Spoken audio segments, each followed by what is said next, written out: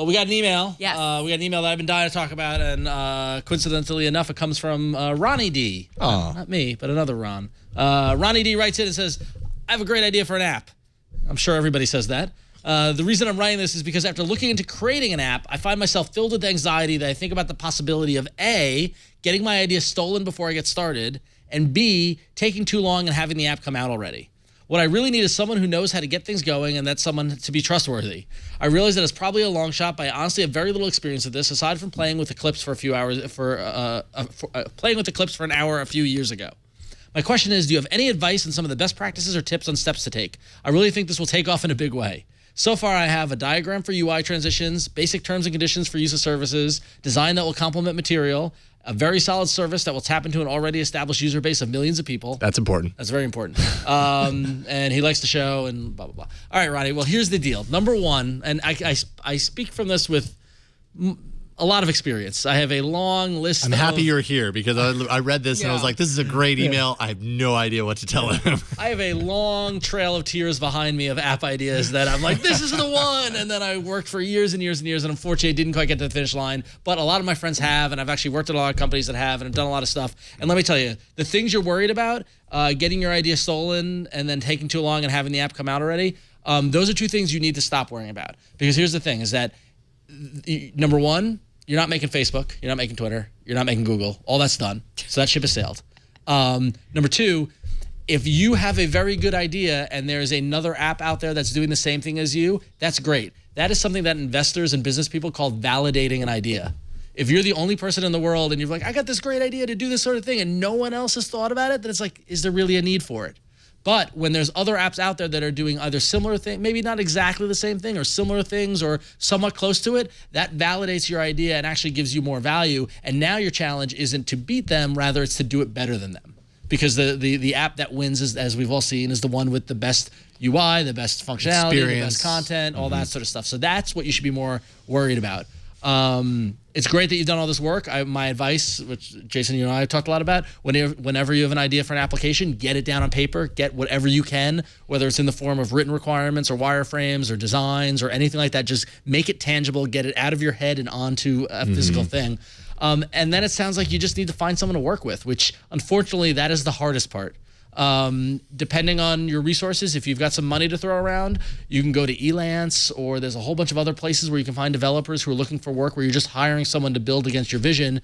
You go into an agreement with them so that, non-disclosure and all that sort of stuff, so that you are protected, so it's not some freelancer who's going to rip you off. Or you try to find a technical co-founder. I don't know, it didn't mention where you're located, but meetup.com is a great resource for finding local tech meetups and tech gatherings of people. There are developers out there who are looking for people with ideas. There are developers who are like, I know how to code, I just need point me in the right direction. I know back when I lived in New York 10 years ago, I was there for the beginning of the New York Tech Meetup, which has become one of the biggest ones in the country. Gina's talked about it.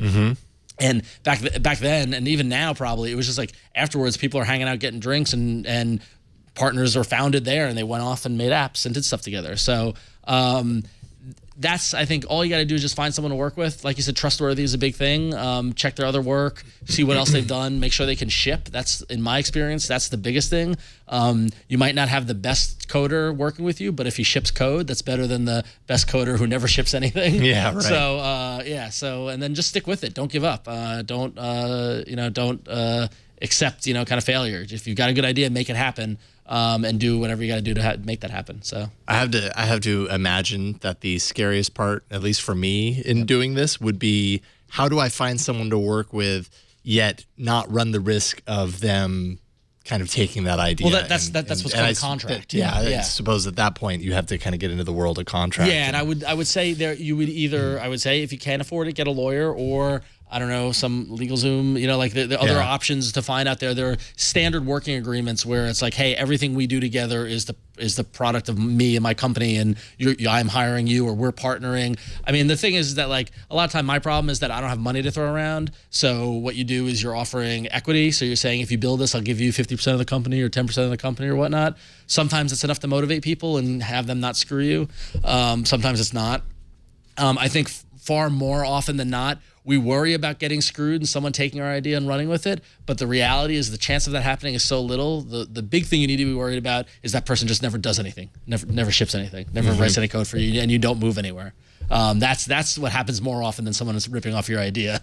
It's just because whoever you're working with it's not important to him, and so he doesn't get it done. At what point do you cut ties then? It's tough. It's like dating. It's hard. Yeah. It's hard. Because especially if you've invested all this time working with that person, kind of conveying the message, the ideas around design, they've got a certain all right, so you want to hear a great story? You want to hear a fantastic, do we have time for a mini story? Back in late 2007, early 2008, myself and a couple of friends, a couple of coworkers of mine at Revision 3 at the time, I had a great idea. Remember Muxtape? Yeah. So Muxtape had come out. It was a great service where you could upload 10 MP3s and it would stream them via the web, and it was like a simple kind of mixtape. That came out and got shut down, and we were all bummed because I loved making mixes and all. Yeah, it was a cool service. I laid out we came up with an idea. I did most of the architecture idea for it, but was that it would be great if there was a service. Listen, I've got all these gigs of MP3s. If I could upload them up to the cloud, which hadn't been defined yet, this is 2008, right? If we can upload them to a server and then have the server match the length and whatever, and just keep a library of music, and then know what music you've uploaded. You validated your ownership by uploading it, and now you have a library of MP3s that you can access anywhere via the web. That was the idea in 2008. And we got a developer who did a brief UI and then started playing World of Warcraft and never got anything else done. And then Apple bought Lala, Spotify came out, RDO came out, all this stuff came out, and watched the entire thing go. Now, what's funny is at the same time, we got advice from a lawyer friend of ours who said, avoid music startups at all costs. Yeah, right. Because you won't survive the legal fees. And so the combination of World of Warcraft and that legal advice sunk the whole project. But it was the World of Warcraft. Thanks a lot, Blizzard. It was 100% the right idea at the right time. Like it was like if we had just done 4 months worth of work, maybe could have sold it. Like something could have happened. Nothing happened. So. Oh, it'll happen again. You'll get another idea at the right time. I'm just getting younger, right? That's fine. But I mean, your biggest challenge is going to be time and resources. I mean, that's the thing. Is like finding someone who has the time to give you to build your vision. But if you can find that, hold on to them, treat them well, and you make a good product, and you can be a success. I mean, that's the story. Ron was the right person to answer that question. That was awesome. Yeah, the experience of my failures. There you go. The Ron Richards story. Maybe you can take Ron's failures and turn it into something true positive. Hollywood story. Yeah, there it is.